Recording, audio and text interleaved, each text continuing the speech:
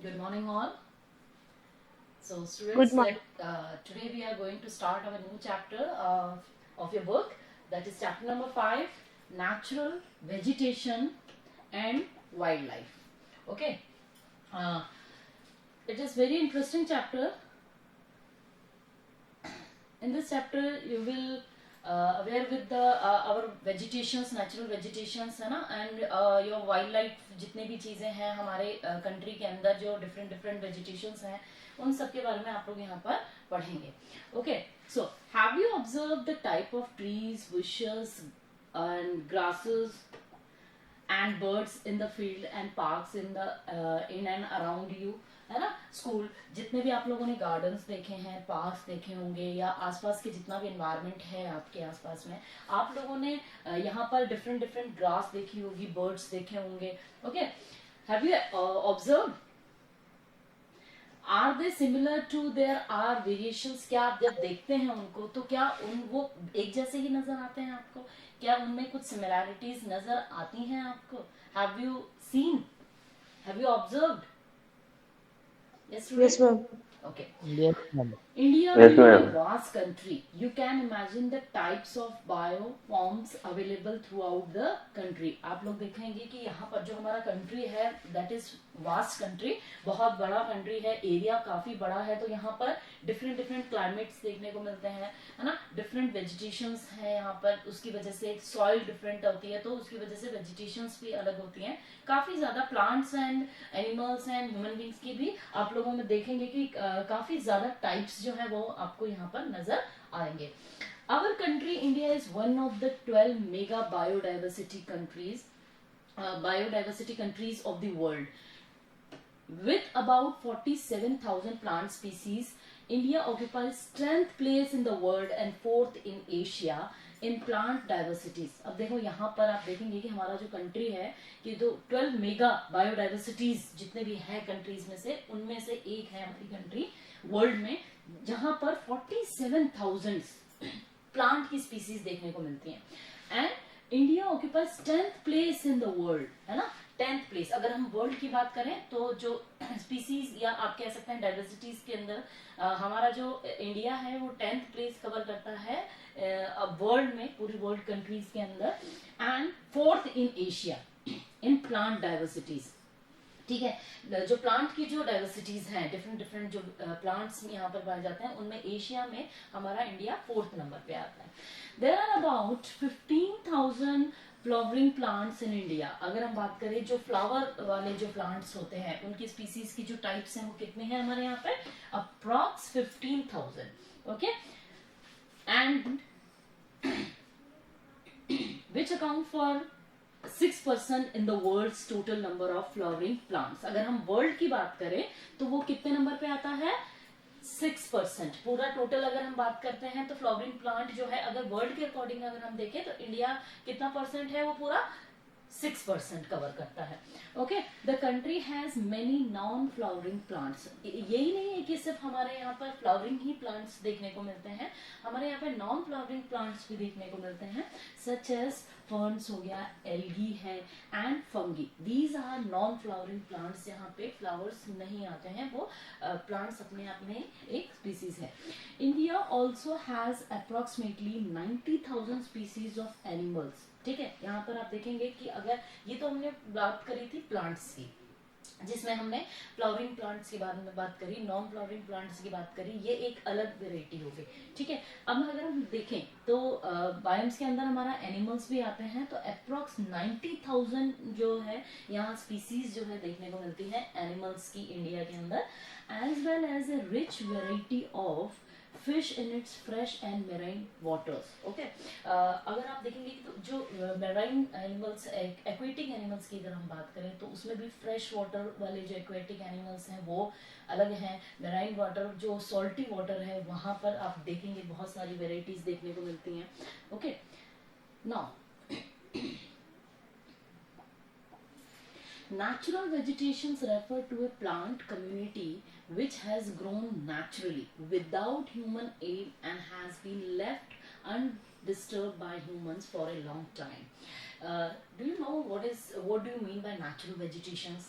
Can you give the definitions? What is natural vegetations? Natural vegetations refer those vegetations which grow own, है ना, अपने आप जो grow होती है, कोई ह्यूमन बीइंग का कोई इंटरफेरेंस नहीं होता है उसके अंदर, तो वो जो वेजिटेशंस हैं उसे हम क्या कहते हैं? नेचुरल वेजिटेशंस, जिसमें ह्यूमन का कोई इंटरफेरेंस नहीं होता है. This is term as a virgin vegetations, है ना, वर्जिन वेजिटेशंस भी इसको बोला जाता है.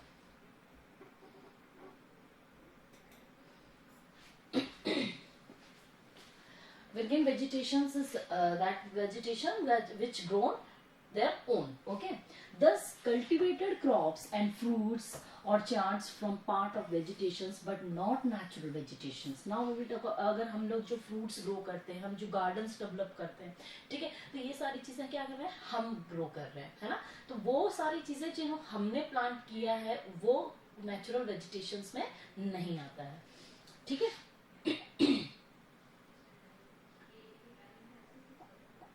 Now, the virgin vegetations which are purely Indian are known as endemic or indigenous species, but those which have come from outside India are termed as exotic plant. ये आपका एक बहुत इंपॉर्टेंट चीज है, यहाँ पर आपको समझनी है चीजों को, कि virgin vegetations वो होती हैं जो इंडिया में ही ग्रो हुई है ना. इंडिजीनियस इन द सेंस कि वो इंडिया में ही ग्रो हुई है. ठीक है, उसका ऐसा नहीं है कि उसको बाहर से लाया गया हो या वहां पर सीड को डेवलप किया गया हो, नहीं.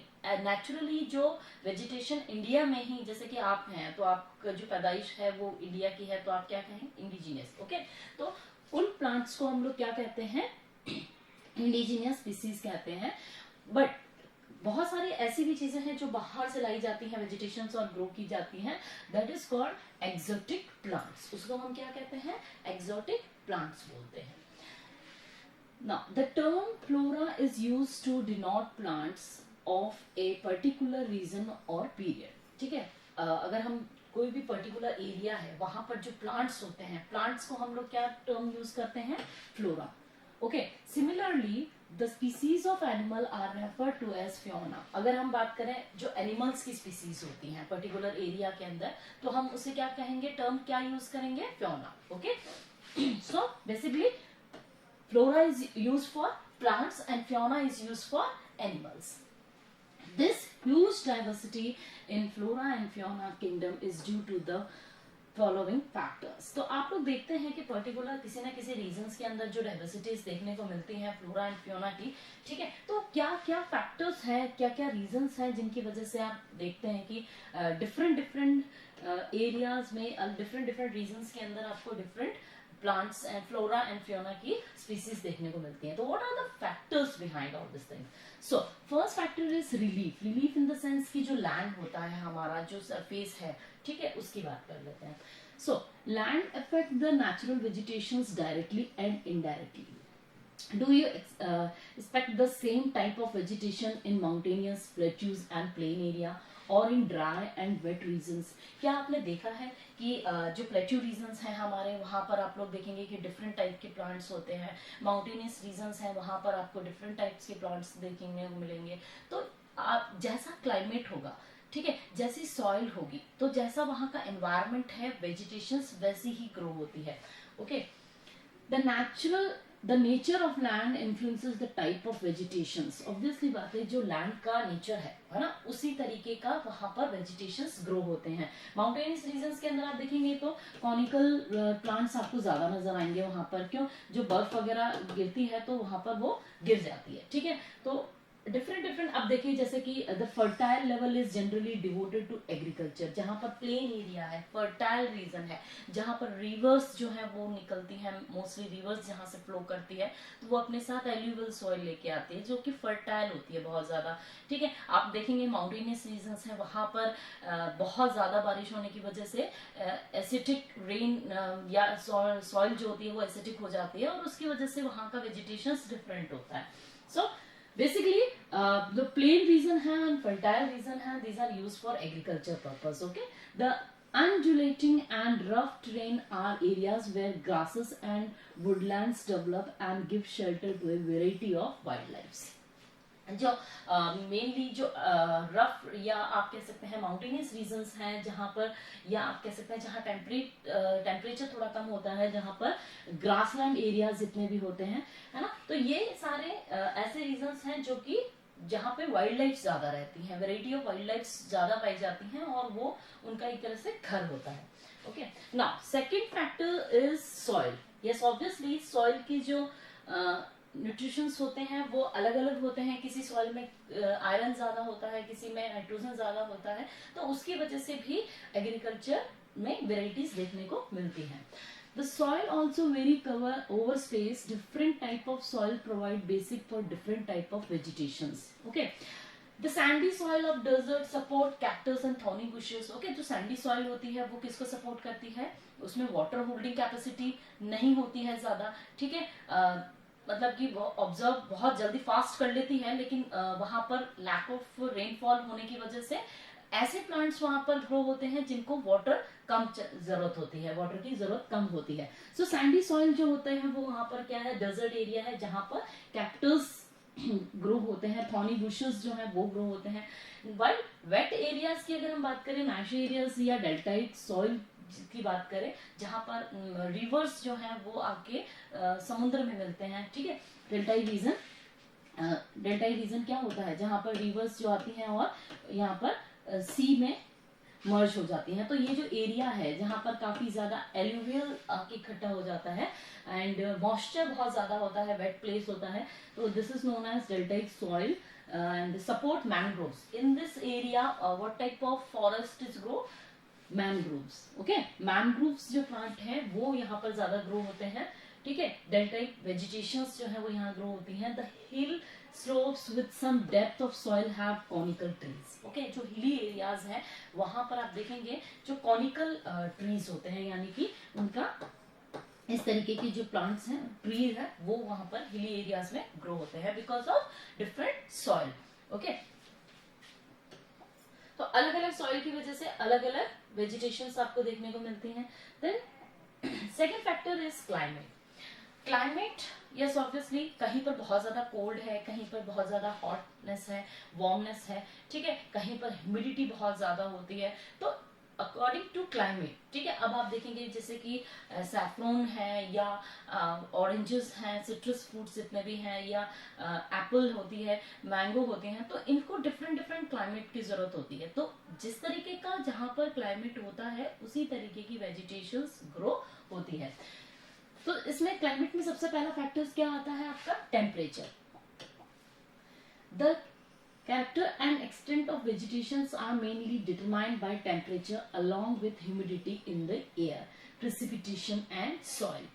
On the slope of the Himalaya and the hills of peninsula above the height of 915 meter, the fall in the temperature affect the types of vegetations and its growth and changes it from tropical to subtropical, temperate and alpine vegetations. अब देखिए जैसे जैसे आप देखेंगे कि temperature में क्या होता है, ह्यूमिडिटी, एयर हो गया, ठीक है, जो प्रिसिपिटेशन है, ये सारी की सारी चीजें सॉइल को कहीं ना कहीं इफेक्ट करती हैं। अब आप देखेंगे कि पेनिनसुलर रीजन है, वहां पर आप थोड़ा टेम्परेचर कम हो जाता है, कि ऊपर की तरफ आप जाएंगे जैसे जैसे, तो वहां पर क्या होता है, टेम्परेचर कम होता चला जाता है। तो ज्यादातर जो ट्रॉपिकल है ना, ट्रॉपिकल में क्या हो गया, इक्वेटर के जो पास वाला एरिया है, यहाँ पर सनलाइट बहुत ज्यादा होती है, ओके, तो बारिश भी ज्यादा होती है, तो यहाँ के जो प्लांट्स होते हैं वो काफी डेंस देखने को मिलेंगे आपको। Okay, 0 degree to 10 degree, okay, 0 degree से 10 degree,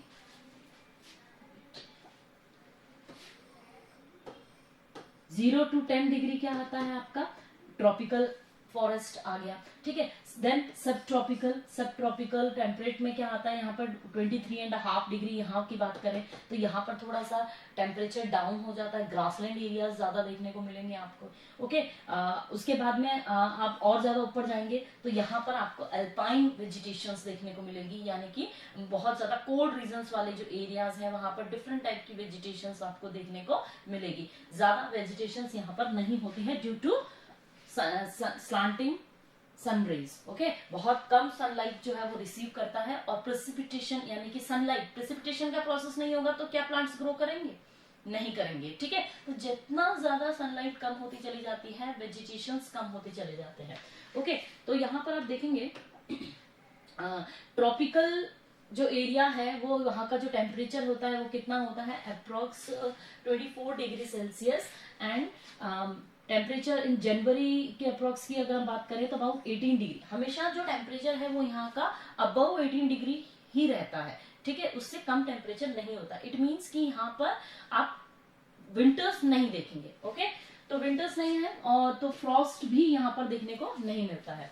okay, then if you talk about the subtropical area, subtropical area in the sense कि जहाँ पर टेम्परेचर 17 डिग्री से लेकर 24 डिग्री तक का टेम्परेचर रहता है और हमेशा 10 डिग्री से 18 डिग्री अबव टेम्परेचर रहता है। इट मीन्स कि यहाँ पर भी आपको विंटर्स देखने को नहीं मिलेंगे। अगर कभी कभार जो सीजन चेंज होता है तो उसके अंदर 10 डिग्री अप्रोक्स जब टेम्परेचर जाता है तो rarely you see the frost in that area. Okay, and if you talk about the temperate region, temperate region में temperature 7 degree to 17 degree Celsius temperature रहता है।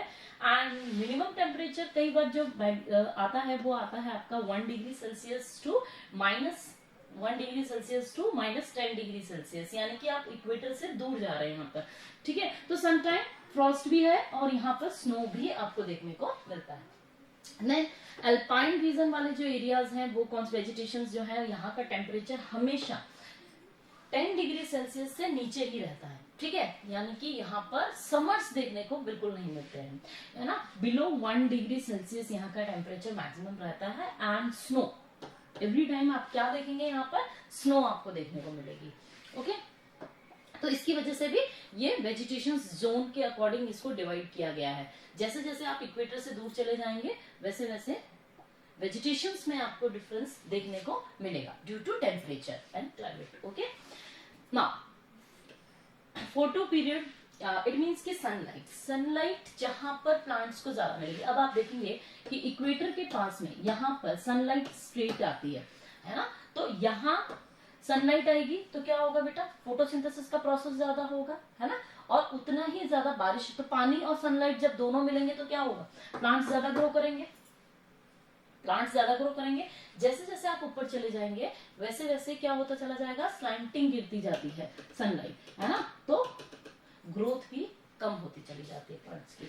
सो variation in duration of sunlight at different places is due to differences in altitude, altitude, seasons and duration of the day. Due to longer duration of sunlight, trees grow faster in the summer. Obviously बात है कि गर्मियों में क्या होता है कि बहुत ज्यादा गर्मी पड़ती है, सनलाइट ज्यादा रहती है, तो क्या होता है, सनलाइट ज्यादा होगी तो ग्रोथ जो होगी वो फास्ट होगी। इज इट ना? Why are, अभी क्वेश्चन है यहाँ पर, why are the southern slope in Himalaya region covered with thick vegetation covered as compared to northern slope of the same hills? Now if we talk about the western घाट, है ना, यहाँ पर देखेंगे western घाट की एक बात कर लीजिए या साउथर्न स्लोप ऑफ इन हिमालय की अगर हम बात कर ले तो वेजिटेशन जो है वो नॉर्थ ईस्टर्न स्लोप्स में ज्यादा होती है या एज कम्पेयर टू साउथर्न। तो क्या रीजन है, तो इसमें आप समझाएंगे। यहाँ पर सपोज करो ये, चलिए मैं इस तरीके से बता देती हूँ आपको, ये माउंटेन है ना, ये माउंटेन है, तो होता क्या है कि यहाँ पर बेसिकली बारिश ज्यादा हो रही है ना, तो सेम हिल पे क्या होगा, यहाँ बारिश ज्यादा होगी तो यहाँ का जो वेजिटेशन है वो ज्यादा ग्रो करेगा, है ना। अब रेन शेडो, यहाँ पर क्या हो गया, रेन शेडो एरिया होने की वजह से यहाँ पर वेजिटेशन की ग्रोथ कम होती है, क्योंकि सारी बारिश क्या होगी, माउंटेन्स की वजह से एक साइड में ज्यादा हो गई, तो रेन शेडो एरिया होने की वजह से वहां पर अपोजिट डायरेक्शन में कम होती है बारिश, ठीक है। तो ये वेजिटेशंस में डिफरेंस जो देखने को मिलता है वो एक स्लोप भी एक रीजन होता है। Now precipitation in India, almost the entire rainfall is brought in by the advancing south west monsoon. India की अगर हम बात करें, है ना, तो जितने भी एडवांसिंग साउथ वेस्ट मानसून जो आता है हमारा जून टू सितंबर, ज्यादातर रेनफॉल इसी टाइम पे होती है। And retreating north east monsoon, जो नॉर्थ ईस्ट वापस जो मानसून जाता है ना, तो वो भी विंटर्स के अंदर अप्रोक्स वो होता है, बारिश होती है। Area of heavy rainfall have more dense vegetation as compare to area of less rainfall. ये ऑब्वियसली बात है कि जिन एरियाज में बारिश ज्यादा होगी, है ना, कहाँ होती है बारिश ज्यादा? अब देखिए, मैंने आपको चैप्टर पढ़ाया था रेन डिस्ट्रीब्यूशन वाला, यहाँ पे वेस्टर्न घाट है, यहाँ पूरा माउंटेन है, तो यहाँ से जब मॉनसून आता है तो क्या होता है, ये पूरा ये वाला जो एरिया है, नॉर्थ ईस्ट वाला जो एरिया है, ठीक है, इस एरिया के अंदर बारिश रेनफॉल बहुत ज्यादा होती है, प्रेसिपिटेशन ज्यादा होती है।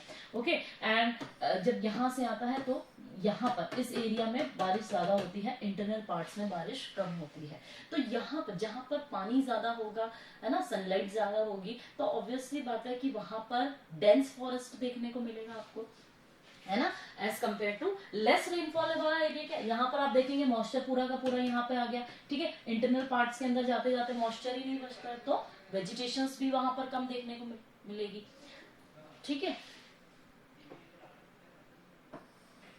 Now next is, have you ever thought as to why forest are important for human beings? क्या आपने सोचा है कि फॉरेस्ट इतना इम्पोर्टेंट क्यों होते हैं ह्यूमन बींग्स के लिए?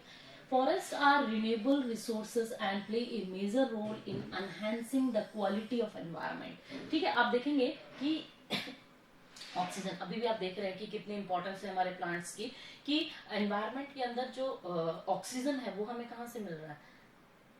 From where we get oxygen? Plants. Yes, that's why it is very very important for our, है ना, एनवायरनमेंट, और we can say us. They modify local climate, वो जो लोकल क्लाइमेट होता है उसको थोड़ा चेंज कर देते हैं। यानी कि अगर आप देखेंगे कि बहुत ज्यादा गर्मी है, तो आप कभी देखा है आप लोगों ने कि वहां पर अगर प्लांट्स बहुत ज्यादा होंगे तो क्या होगा, वहां पर बारिश भी अच्छी होती है, ठीक है। तो कंट्रोल करता है, सॉइल इरोजन को कंट्रोल करता है, रेगुलेट स्ट्रीम फ्लो, जो स्ट्रीम्स होती हैं उनको रेगुलेट करने में काम आता है, support a variety of industries, provide livelihood for many communities and offer panoramic और सैनिक व्यूज फॉर रिक्रिएशंस। आप देखते हैं कि अगर कहीं पर बहुत ज्यादा प्लांट्स वगैरह होते हैं तो देखने में भी बहुत अच्छा लगता है। They control wind force and temperature and cause rains, ठीक है। वो क्या करते हैं, जो विंड आती है, ठीक है, अगर आप देखेंगे कि किसी भी कोस्टल एरियाज में यहाँ पर प्लांट्स हों और यहाँ से अगर बहुत तेज हवाएं चलेंगी तो क्या कर देंगे, इन विंड्स को रोक देती हैं, ठीक है ना। इनकी वजह से विंड्स का फोर्स जो है वो कम हो जाता है और इरोजन जो है, सॉइल इरोजन जैसी चीजें नहीं होती हैं, ठीक है। तो टेम्परेचर जो है वो भी काफी कंट्रोल रहता है और रेनफॉल भी होती है प्लांट्स की वजह से।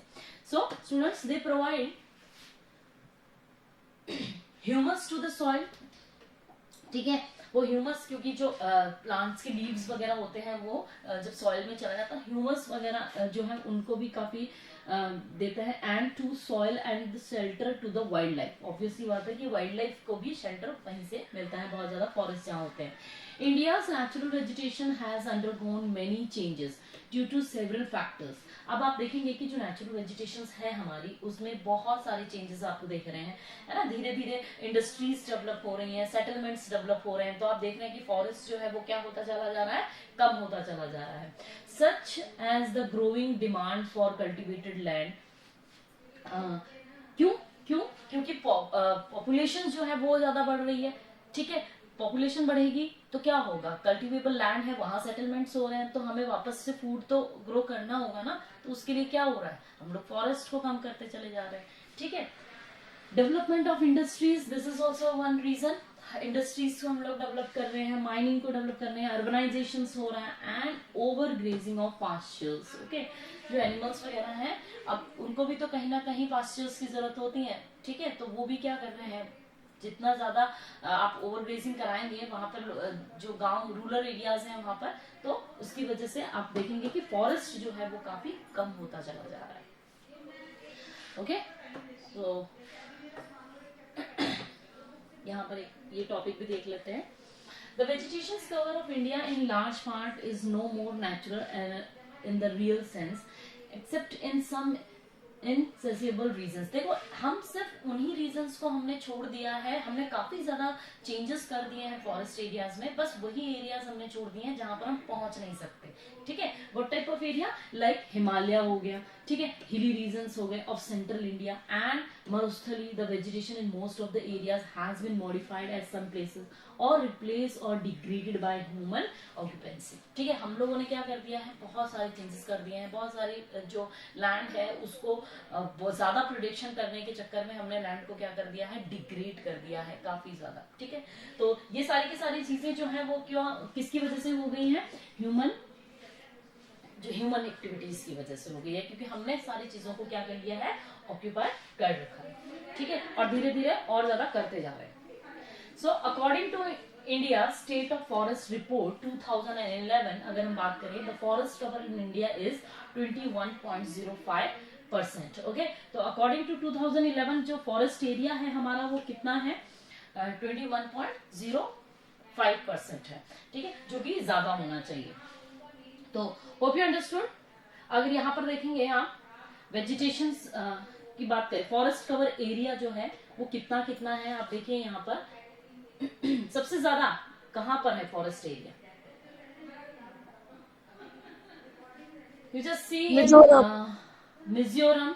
If you see in Mizoram, सबसे ज्यादा अगर आप बात करें कि फॉरेस्ट एरिया है वो कहाँ कहाँ पर है, इन मिजोरम, और we can say Manipur, Meghalaya, okay, and Tripura, and ये अंडमान एंड निकोबार आइलैंड हो गया, लक्षद्वीप है, अरुणाचल प्रदेश बहुत ज्यादा फॉरेस्ट कवर एरिया है। ठीक है, और इसके अलावा अरुणाचल प्रदेश। तो these are the places where the forest area is more than as compare to other states. Okay, so now the topic is types of vegetations. We will start from tomorrow. Okay, have you any query in this topic? I hope you understood. Yes, ma'am.